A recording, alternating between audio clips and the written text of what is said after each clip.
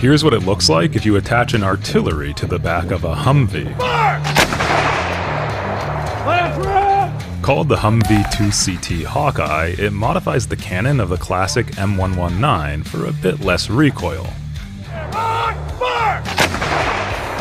Necessary given the nimbleness of a Humvee. It gets a 15-kilometer range with a rate of fire of 8 rounds per minute. It is a prototype, still under development.